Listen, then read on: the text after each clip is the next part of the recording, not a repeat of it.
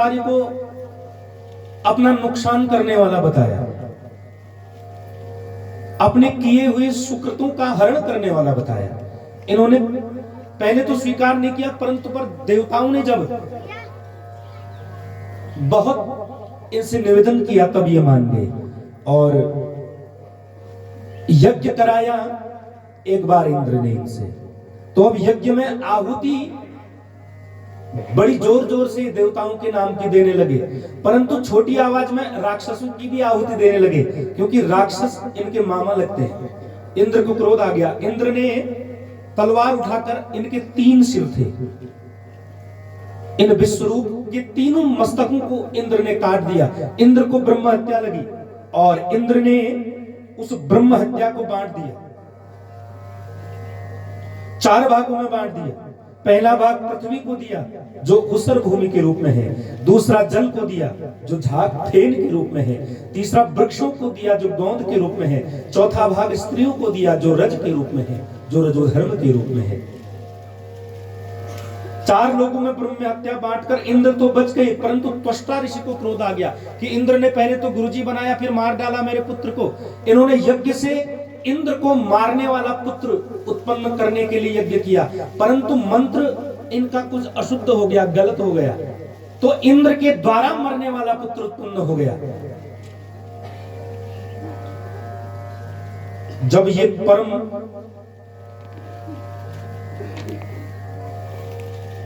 वृतासुर नाम का एक बड़ा भारी असुर पैदा हो गया, त्वष्टा ने इसको इंद्र का वध करने के लिए भेज दिया।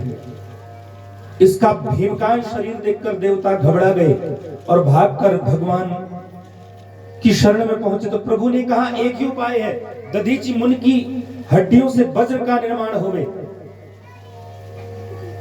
उस वज्र से यह मारा जा सकता है। दधीचि जी की हड्डियों को लाया गया और उसका वज्र बना करके इस वृतासुर से इंद्र युद्ध करने के लिए प्रस्तुत हुए। और जैसे ही उस वज्र को देखा है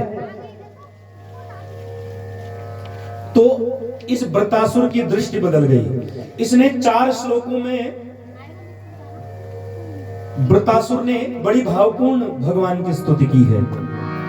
अहं हरे तव पादेक मूल दासानुदासो भवितास्मि भूयः मनः स्मरेता सुपतेर गुणास्ते गृणीत वाक कर्म करोतु कायः। वृतासुर बोला, हे प्रभु मैं आपका दास भले ही न बन सकूं, इतनी पात्रता मुझ में नहीं है, पर जिन महापुरुषों को आपके चरण ही एकमात्र मूलाधार बन गए, आपके चरणों के अलावा जिनकी कहीं और गति नहीं, कहीं और रति नहीं, ऐसे उन संतों का दास बनकर रहूं। अपना दास न बनाइए, पर अपना दासानुदास तो बना लीजिए। आप बिजली का तार पकड़ लीजिए तो भयंकर करंट लगेगा, और जिसे वह भयंकर करंट लगा हो उसका कोई पैर पकड़ ले या उसे कोई छू ले तो उसे पकड़ने वाले को भी जबरदस्त करंट लगता है। उसी प्रकार परमात्मा तो हमें दिख नहीं रहे, परमात्मा तक पहुंचने की हमारी गति भी नहीं, तो जो परमात्मा को पकड़े बैठे हैं उन संतों को पकड़ लो, तुम्हें भी उनकी कृपा प्राप्त होगी। इसलिए वृतासुर कहता है, महाराज मुझे तो दासानुदास बना लो, मुझे दासानुज बना लो। हे प्राणनाथ, मेरी तो एक ही प्रार्थना है कि मेरा मन सदा आपका स्मरण करता रहे, मेरा मन सदा आपका सुमिरन करता रहे, मेरी ये वाणी सदा आपकी महिमा मंडित गुणगानों का गायन करती रहे, और इस शरीर से सदा आपकी सेवा का कार्य मैं करता रहूं। वैष्णव का चारों पुरुषार्थों में एक ही यही परम धर्म है। अब अर्थ कौन सा चाहिए? न नाक पृष्ठम न च पारमेष्ठम न सार्वभौमं रसाधिपत्यं न योग सिद्धिर न पुनर्भवं वा समंजसत्वा विरह एकांक्षे। वृतासुर ने कहा है, निखिल सौभाग्य निधि प्रभु, मुझे न स्वर्ग चाहिए, न मोक्ष चाहिए, न सार्वभौम पदवी चाहिए, न योग सिद्धि चाहिए। मुझे तो केवल आपकी स्मृति चाहिए, मुझे तो केवल आपकी ही स्मृति चाहिए। विपद विस्मरण विष्णोः संपन्नारायण स्मृति। भगवान की स्मृति ही भक्तों का परम धन है, परम संपत्ति है। वृतासुर स्तुति करते हुए बोला, है प्रभु आपको मैं ऐसे याद करूं जैसे अजात पक्षा इव मातरम खगाः स्तन्यम यथा वत्सतरा क्षुधारताः प्रियं प्रियेव व्युषितं विषण्णा मनोरविन्दाक्ष दिदृक्षते त्वां मनोरविन्दाक्ष दिदृक्षते त्वां। वृतासुर यहाँ 3 दृष्टांत देते हुए भगवान हरि की स्तुति करने लगा। कितने सुंदर सुंदर संबोधन कर रहा है। हे अरविंदाक्ष, हे कमल नयन प्रभु, जैसे पक्षी का नन्हा सा बच्चा जिसके अभी पंख निकले ही नहीं और वह घोंसले में बैठा बैठा जैसे उल्लू बिल्ली आदि के भय से अपनी माँ को याद करता रहता है। चिड़िया उड़ जाए तो बच्चा अपने को असुरक्षित अनुभव करता है, और जहां माँ के आने की आहट सुनता है तो माँ के आगमन पर बड़ी जोर से चिल्लाने लगता है। तो जैसे वह निरंतर अपनी माँ का चिंतन करता है, ऐसे ही मैं आपका चिंतन करूं हे प्रभु। ये स्वार्थ का चिंतन है, डर लग रहा है इसलिए माँ को याद कर रहा है। आगे श्री वृतासुर स्तुति में दूसरा दृष्टांत देते हैं, यथा स्तन्यम यथा वत्सतरा क्षुधारता है। जब वन में घास चरने के लिए गई गौ माता का जैसे घर में नन्हा सा बछड़ा स्मरण करता रहता है, सुमिरन करता रहता है। जो माँ के दूध पर ही निर्भर है, अभी बाहर की वस्तुओं को नहीं खाता, वह क्षुधातुर नन्हा सा बछड़ा भूख में बिकल जहां सूर्यास्त होते देखता है कि माँ के आगमन का समय हो गया। ये जानकर रंभाने लगता है, मां से मिलने के लिए रस्सी तोड़ने की चेष्टा करता है, छटपटाने लगता है।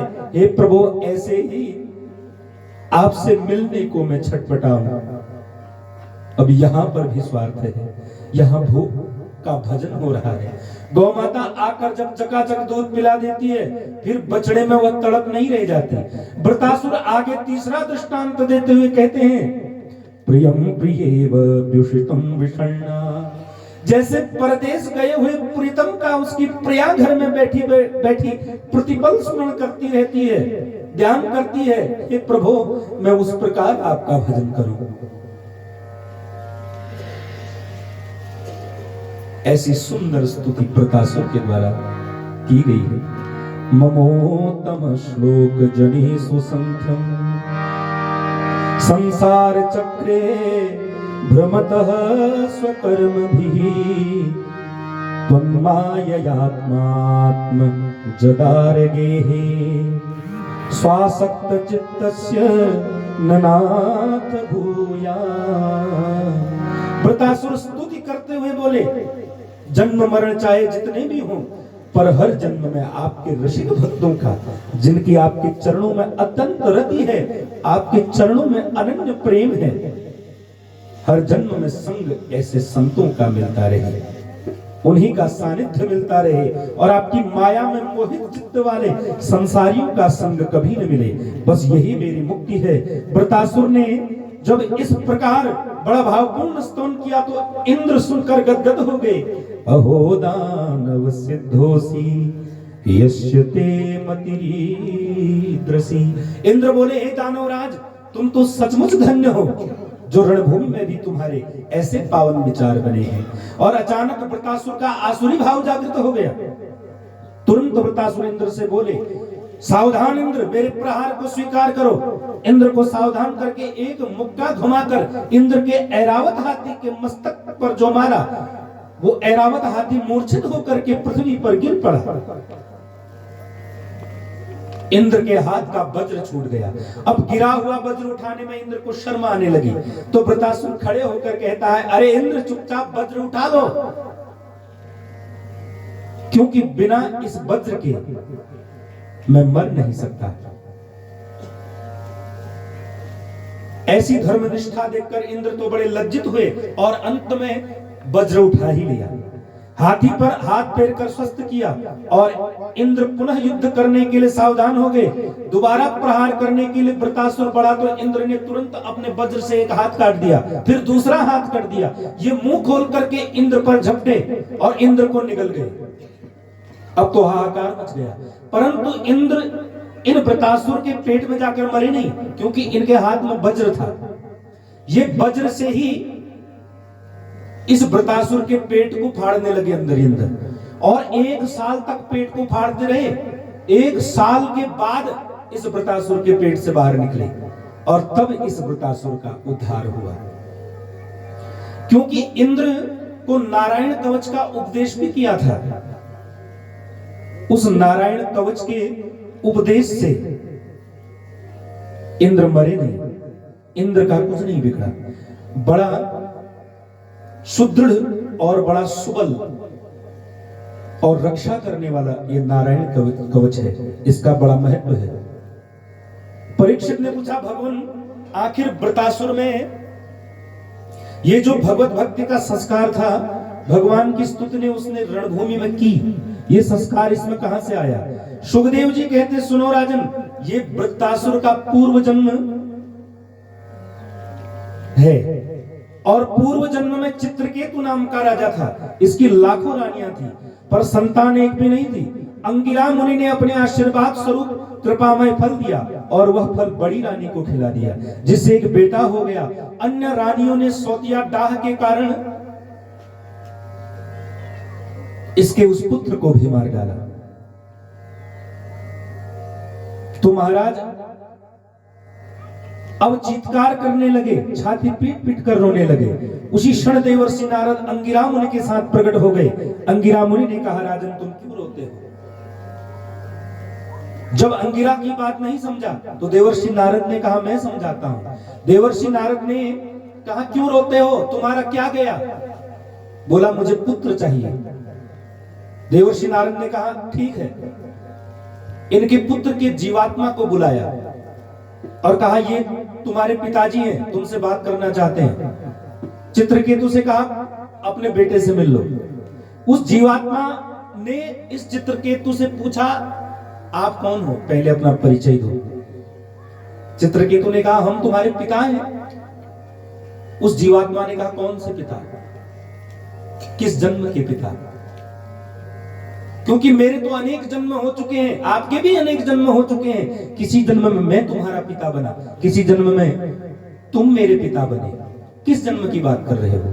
अब तो चित्रकेतु की आंखें खुल गई। चित्रकेतु बोला कि मुझे परिचय मिल गया महाराज,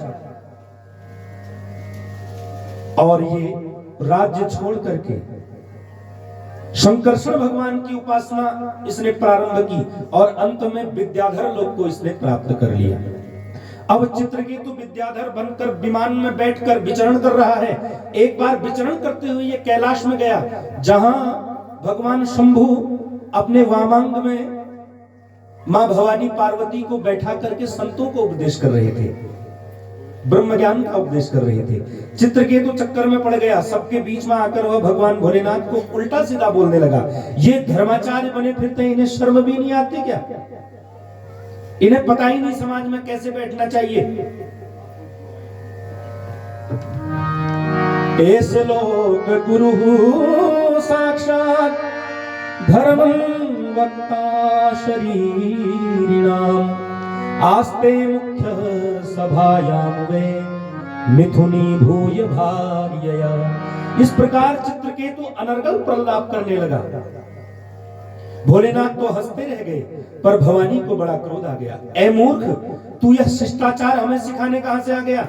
हम पर तूने पाप दृष्टि डाली है, इसलिए दुर्मति जा तू पाप मति असुर हो जा। तब चरणों में गिरकर भवानी को प्रणाम किया। प्रतिगृहणामि ते शापम, हे माते आपका शाप मुझे स्वीकार है। मैं इसलिए क्षमा नहीं मांग रहा कि आप मुझे शाप मुक्त कर दें। आपका शाप मुझे स्वीकार है। प्रार्थना इसलिए कर रहा हूं कि आप जगन माता हो, आपको मेरे व्यवहार से जो कष्ट हुआ है उसके लिए मैं क्षमा याचना करता हूं।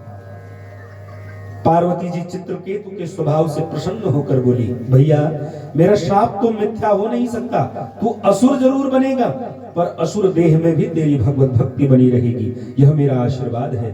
सुखदेव भगवान कहते, परीक्षित वही चित्रकेतु माता भवानी के श्राप से वृतासुर बना। भगवत भक्ति के संस्कार के कारण रणभूमि में भी इसने भगवान की दिव्य स्तुति की और आज वज्र के द्वारा इसका उद्धार हो गया। दिति के मरुदगण नामक 49 बेटे ऐसे भी हुए जो असुरों के भ्राता होने पर भी देवताओं में गिने गए। यह वायु के ही विविध रूप हैं। पुंसवन व्रत के प्रभाव से दिति मां के गर्भ में इनके 49 टुकड़े होने पर भी मरे नहीं और अंत में देवताओं के बंधु बनने के कारण इनकी गणना भी देवताओं में की गई। ये वही मरुदगण हैं जिनका सुंदरकांड में भी प्रमाण मिलता है। हरि प्रेरित तेहि अवसर चले मरुद 49 अट्टहास करि गर्जा कपि बढ़े लाग आकाश। ये वही 49 मरुदगण हैं जो दिति के पुत्र हैं, परंतु राक्षस होने पर भी ये देवताओं में गिने जाते हैं। पुंसवन व्रत की विधि षष्ठ स्कंद के अंतिम अध्याय में महामुनि सुखदेव जी ने महाराज परीक्षित को बड़े विस्तार से सुन कराई है। और अब सप्तम स्कंद में प्रहलाद चरित्र है जो हम कल सुनपान करेंगे, क्योंकि आज उसका टाइम ज्यादा है।